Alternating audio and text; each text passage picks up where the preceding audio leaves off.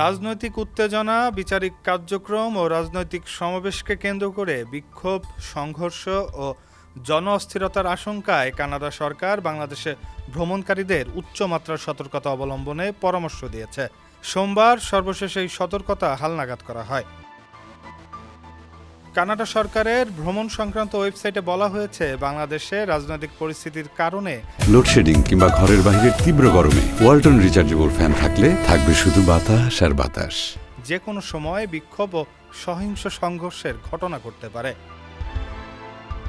এ কারণে বাংলাদেশে ভ্রমণরত কানাডীয় নাগরিকদের বড় ধরনের জমায়েত ও বিক্ষোভ এড়িয়ে চলতে এবং স্থানীয় কর্তৃপক্ষের নির্দেশনা মেনে চলার পরামর্শ দেওয়া হয়েছে। চট্টগ্রামের পার্বত্য অঞ্চলের ক্ষেত্রে সতর্কতা আরও কঠোর করেছে কানাডা। দেশটির নাগরিকদের ওই এলাকায় সব ধরনের ভ্রমণ এড়িয়ে চলার পরামর্শ দেওয়া হয়েছে। এ অঞ্চলে রাজনৈতিক সহিংসতা, অপহরণ ও সংঘর্ষের ঝুঁকির কথাও সতর্কবার্তায় উল্লেখ করা হয়েছে। পাশাপাশি বাংলাদেশে অবস্থানরত বা ভ্রমণরত কানাডীয় নাগরিকদের নিরাপত্তা পরিস্থিতির পরিবর্তনের জন্য প্রস্তুত থাকা এবং ভ্রমণের আগে কানাডা সরকারের সর্বশেষ তথ্য যাচাই করার পরামর্শ দেওয়া হয়েছে।